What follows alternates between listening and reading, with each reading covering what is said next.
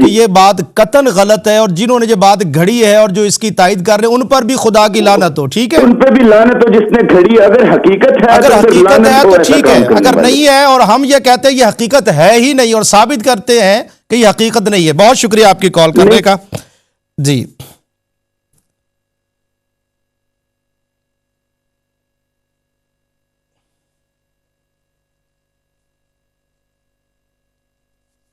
اور میں یہ عرض کروں گا کہ یہ دروازہ گرانے والی بات کس بدبخت نے گھڑی، حالانکہ اس کا حقیقت سے کوئی تعلق نہیں.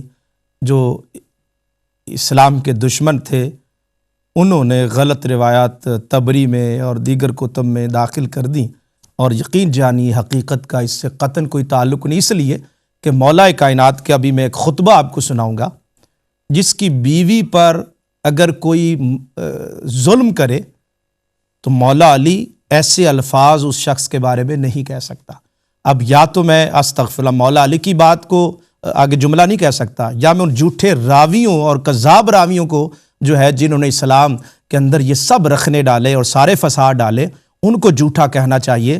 مولا کائنات نے جن کی عظمتیں بیان کی اور پروگرام کے آخر میں ان کی عظمتوں کا تذکرہ کروں گا. بات مولا علی کی مان لیں گے تو مسئلہ حل ہو جائے گا. نیکسٹ کالر جی. السلام علیکم. السلام جی. کون صاحب؟ سید علی جان شاہ لوٹن سے. جناب. محترم شاہ صاحب مزاج شریف کیسے ہیں؟ الحمدللہ، اللہ پاک کا کرم ہے. شاہ صاحب پچھلے ہفتے پہلے میں نے آپ کو اسی نہج البلاغہ سے یہ ایک بات بتائی تھی کہ سرکار نے فرمایا کہ کہاں ہیں وہ لوگ جو جھوٹ بولتے ہیں اور ہم پہ ستم روا رکھتے ہیں. کہتے ہیں کہ وہ راسخون فی العلم ہیں نہ ہم ہیں. ہم کو اللہ نے منصب امامت اور علم عطا کیا اور ان کو اس سے محروم رکھا، اور بے شک امام قریش سے ہوں گے اور وہ اسی کی شاخ بنی ہاشم سے ہوں گے. ان کے علاوہ نہ یہ کسی کو زیب دیتی ہے نہ کوئی اس کا اہل ہے. دوسری بات میں آپ سے یہ سوال یہ ہے میرا، اس پر آپ نے انکار کیا اور قاری صاحب نے صرف ائمۃ القریش کے لفظ کا حوالہ دے دیا. اس سے بڑی بے بسی اور کیا ہو سکتی ہے کہ آپ کو میں پورا پیراگراف پڑھ کے سنا رہا ہوں اور آپ ایک لفظ اس کا اور انکار کر دیتے ہیں. تو دوسرا میرا ایک سوال یہ ہے کہ حضرت آدم علیہ السلام کو اللہ نے خلیفہ چنا، کہا کہ خلیفہ زمین پہ بھیجنا چاہتا ہوں. ایک ترک اولا ہو گیا تو اللہ نے معاف نہیں کیا. حضرت داؤد علیہ السلام کو خلافت عطا کی تو کہا کہ میں خلافت آپ کو دیتا ہوں اور یہ آپ لوگوں میں انصاف کریں اور اپنے ہوا کی نفس کی پیروی نہ کرنا.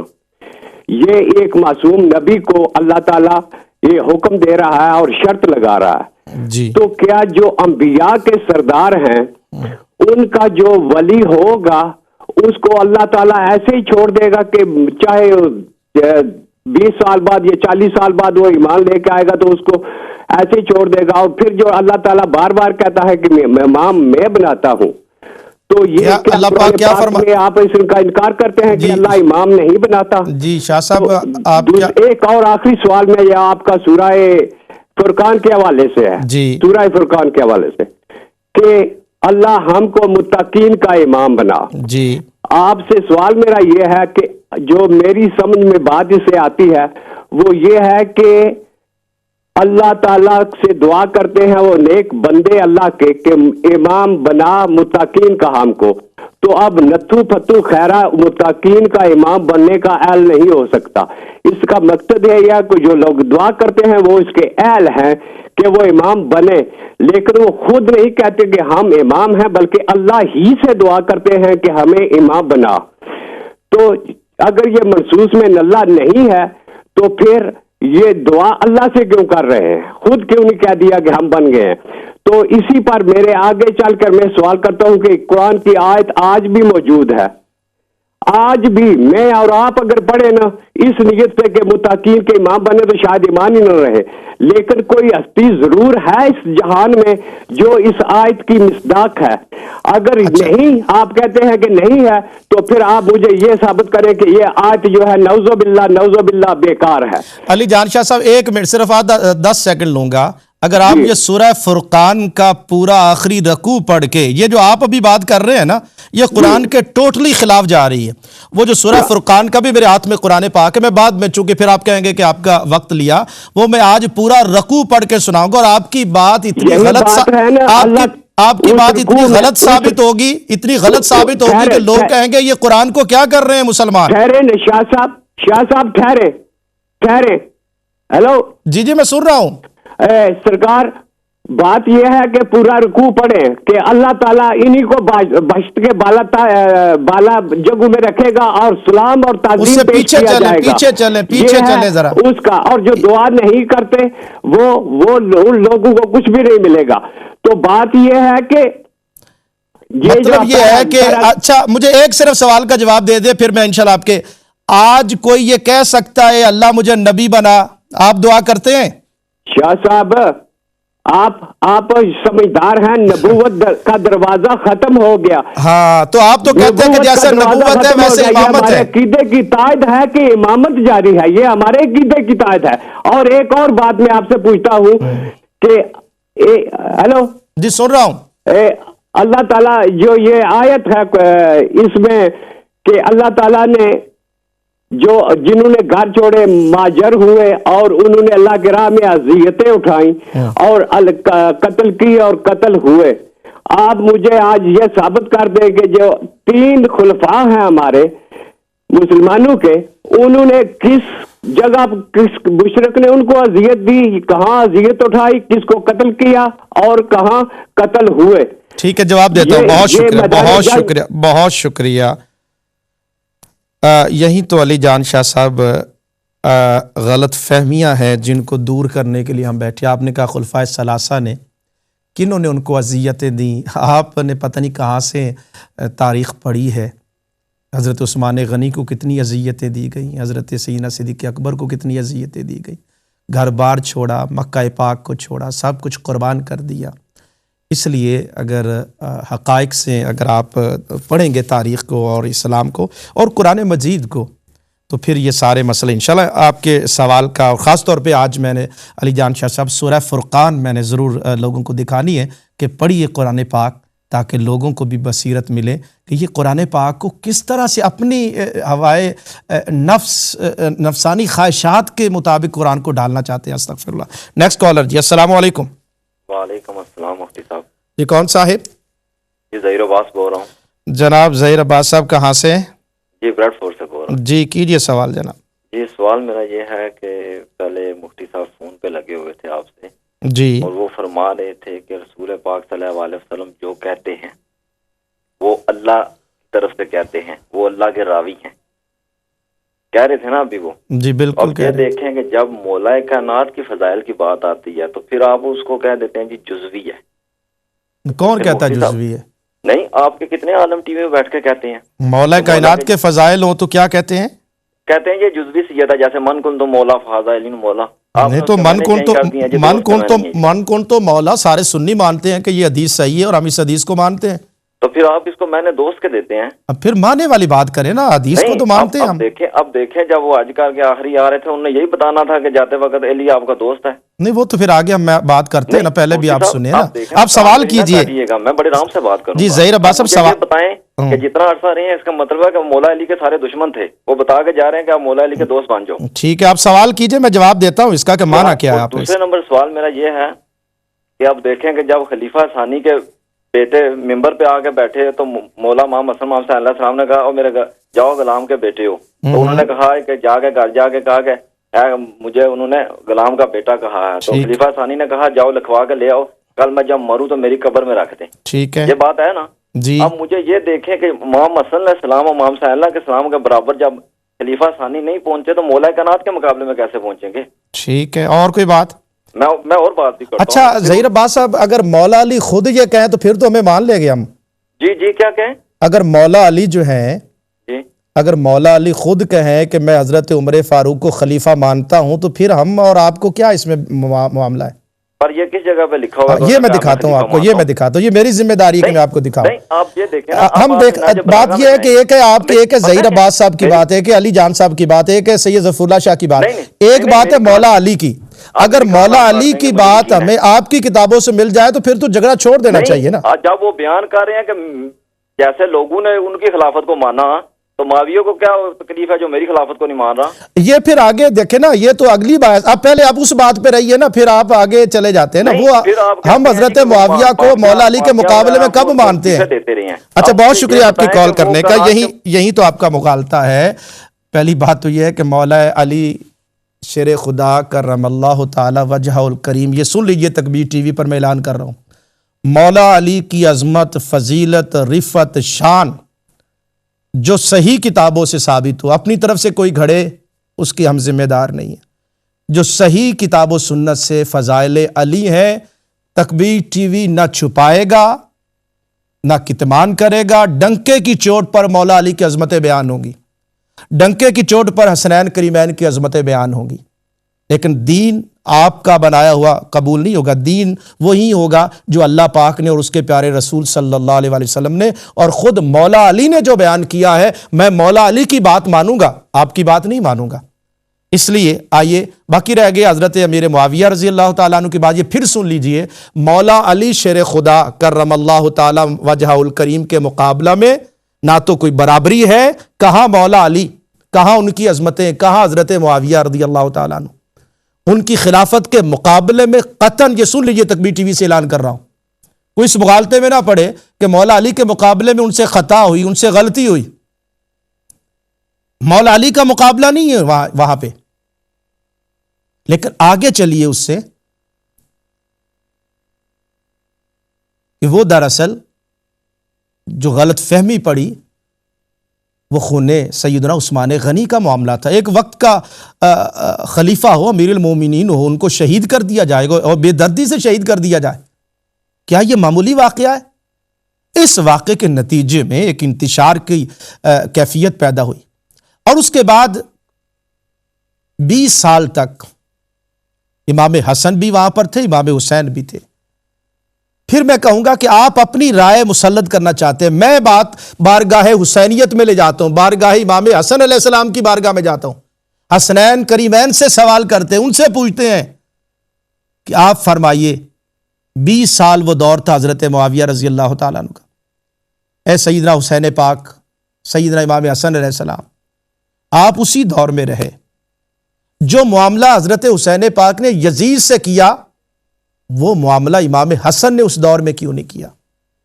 آپ دین اپنی رائے کو مسلط کرنا چاہتے ہیں, ہم چلتے ہیں امام حسن کے پاس, جو ان کا فیصلہ ہے ہم اس کو مانتے ہیں, جو امام حسین کا فیصلہ ہے ہم مانتے ہیں. اس لیے آپ اپنی رائے اور اپنی جھوٹی تاریخ کو لاتے ہیں, ہم حسنین کریمین کی بارگاہ میں چاہتے ہیں. میرے ساتھ ایک اور کالر ہیں, آئیے ان سے بات کرتے ہیں اور پھر ابھی سوالات کے میں نے جوابات بھی دینے ہیں اور قبلہ قاری صاحب کو بھی ٹیلی فون پر لیں گے. السلام علیکم. السلام علیکم. ہیلو, السلام علیکم. جی کون صاحب؟ جی میں سید فرحت عباس بول رہا ہوں ولورہمپٹن سے. سید فرحت عباس ولورہمپٹن, جی جناب. جی میں نے آپ سے ایک سوال کرنا, آپ کاٹے نا کال, میری بات سننی ہے. بھائی میں تو نہیں کاٹتا, آپ خود ہی کاٹ دیتے ہیں, میں کیا میں تو نہیں کاٹتا, آپ بات تو سنیں نا پہلے. میں سنوں گا بھائی میرے, آپ سنائیں. اچھا, میں نے آپ سے یہ پوچھنا ہے, آپ کہہ رہے پروگرام میں کہ آپ نسل علی سے, میں کہتا ہوں آپ نسل علی سے نہیں لگتے, آپ نسل معاویہ سے لگتے ہیں. آپ تو بہت ہی بہت شکریہ, بہت شکریہ. دیکھیں آپ کے لگنے سے کیا ہے, ٹھیک ہے نا. اب یہ بات ہے کہ جب مولا علی کی بات کروں گا تو لازمی بات ہے کہ آپ کو تکلیف تو ہوگی. اب میں کہتا ہوں کہ میں مولا علی کا قول دکھاتا ہوں, اب دیکھیں آپ ناراض ہوتے ہیں, غصے میں آتے ہیں. علمی اور تحقیقی میدان میں ایسا نہیں ہوتا.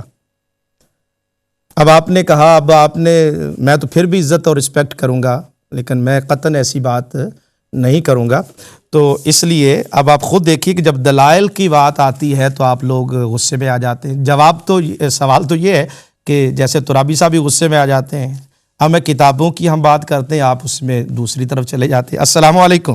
جی وعلیکم السلام مولانا صاحب, مبارکباد سب تو پہلے جناب جنا کہ ماشاءاللہ بہت اچھا پروگرام. نام اپنا دسو گے بھائی میرے؟ جی نام ہے جناب جناب بھائی صاحب رہا گیا فون کیتا نا اس فقیر نا محمد معاویہ جناب. اچھا جناب.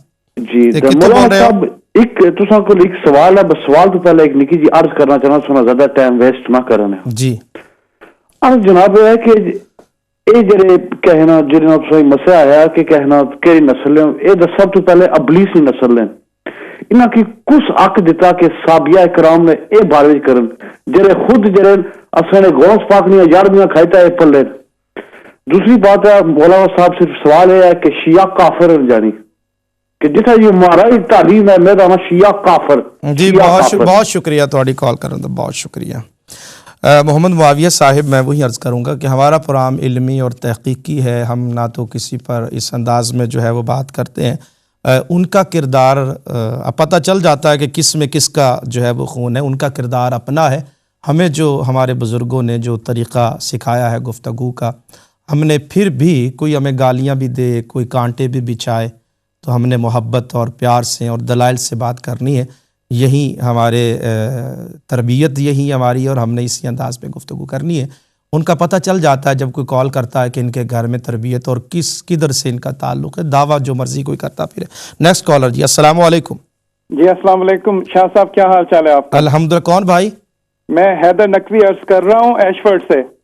حیدر نقوی جی، نقوی صاحب فرمائیے.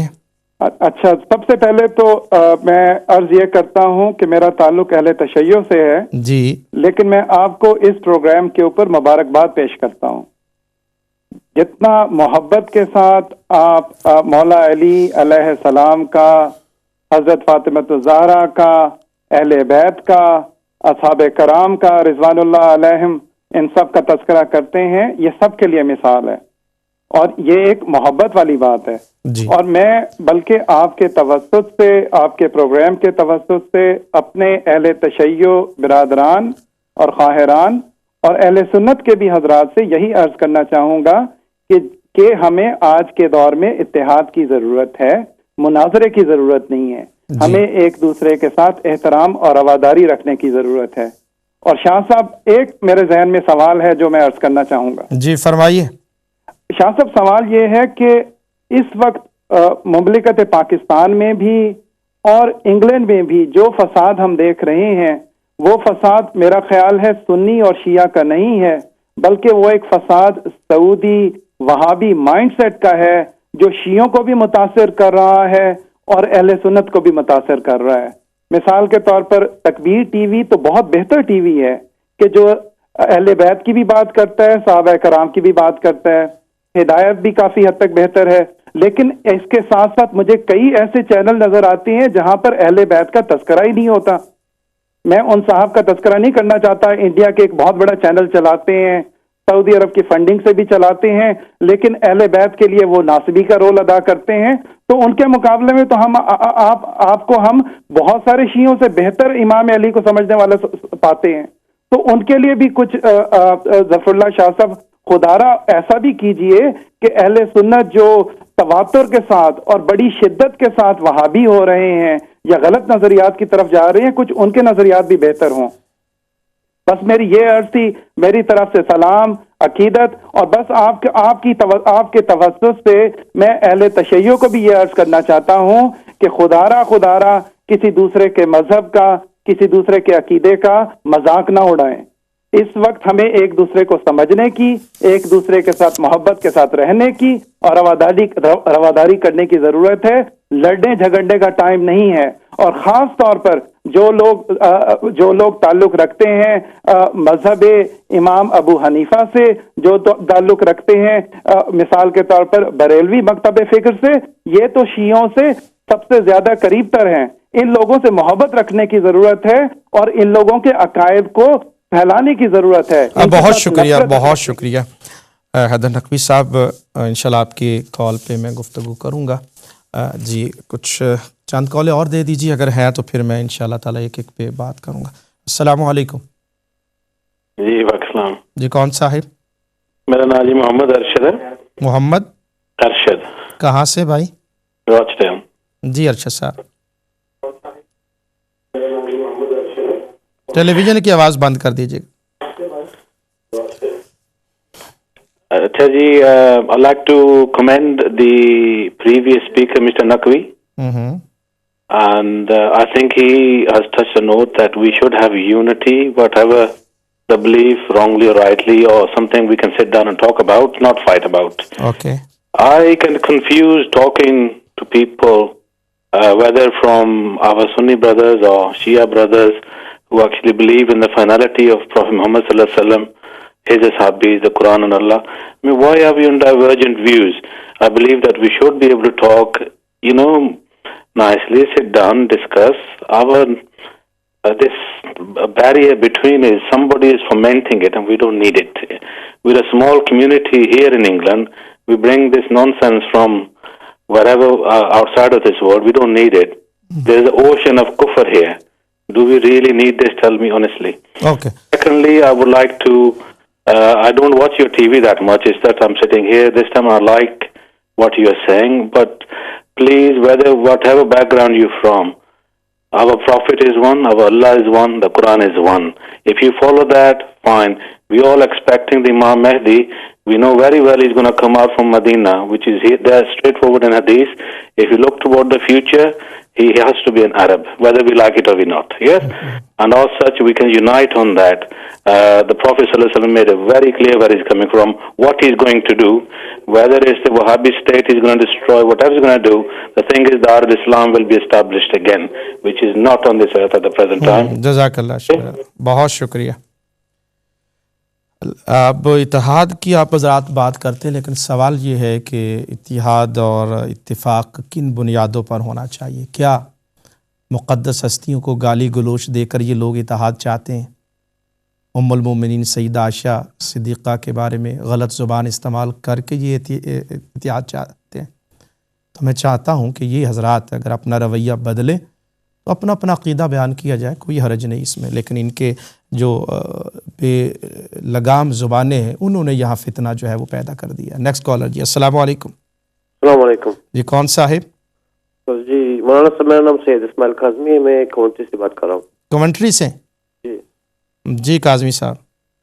جی ایک بات پوچھنا تھا، یہ سنیزم اور وہابیزم میں کیا فرق ہے؟ جی ٹھیک ہے، جواب دیتے ہیں. جی اور ایک اور کویشچن ہے، کسی بھی بے گناہ کو قتل کرنا جائز نہیں ہے اسلام میں. جی ٹھیک ہے، سب مانتے، سب مکتب اسلام کے مکتب فکر والے مانتے ہیں. جی میں بلونگ کرتا ہوں کوئٹہ کے ہزارہ قبیلے سے، وہاں پہ ہمیں مارا جا رہا ہے. کہاں پہ؟ کوئٹہ میں، بلوچستان میں. تو یہ پوچھنا تھا کہ کیا کے بارے میں، کیا وہ ایک گروپ ہے لشکر جنگی، وہ لوگ ایکسیپٹ کر رہے ہیں اس کو، تو کیا اس کا کیا جی ٹھیک ہے، وہ لوگ غلط کر رہے ہیں، آپ لوگ اس کو اپریشیٹ کریں کیا؟ جی ٹھیک ہے، جواب بہت شکریہ. جی ناظرین کرام، کافی سوالات جو ہیں وہ آ چکے ہیں اور ہر جس کالر نے بھی سوال کیا اس پہ مجھے گفتگو کرنا ہے، اور میں چاہتا ہوں کچھ سنجیدہ حضرات نے بھی کالز کی اور کچھ ایک دو کالر ایسے بھی تھے جو فقط تماشائی کی حیثیت سے آتے ہیں. دین اسلام کو سمجھنا ہر کلمہ گو کی ذمہ داری ہے، اور دین کو سمجھنے کے لیے جو بنیاد ہے وہ اللہ تعالیٰ کی کتاب قرآن مجید، نبی پاک صلی اللہ علیہ وآلہ وسلم کی سنت مطہرہ، اہل بیت اطہار، صحابہ کرام، ان کا عمل اور کردار ہمارے سامنے ہونا چاہیے. نہج البلاغہ کو اہل تشیع حضرات قرآن مجید کے بعد سب سے زیادہ معتبر کتاب مانتے ہیں. اہل سنت کے لیے اس سطح کی کتاب نہیں ہے، اس لیے اہل تشیع کے لیے تو نہج البلاغہ حجت ہونی چاہیے. جتنے بھی سوالات بعض بھائیوں نے، ترابی صاحب نے، دیگر حضرات نے جو پوچھے ہیں، ان کا جواب میں نہج البلاغہ سے دیتا ہوں. اور اس خطبے کا اگر کوئی جواب ہو، ابھی تک تو مجھے 3 سال ہو گئے، کوئی 2 سال ہو گئے، کوئی جواب نہیں دے سکا. کئی اہل تشیع سے بھی بات ہوئی، تروڑ مروڑ کے بات کرتے ہیں لیکن حقیقت تک نہیں پہنچتے. بریک لیتا ہوں، بریک کے بعد سلسلہ کلام انشاءاللہ العزیز جاری و ساری رہے گا.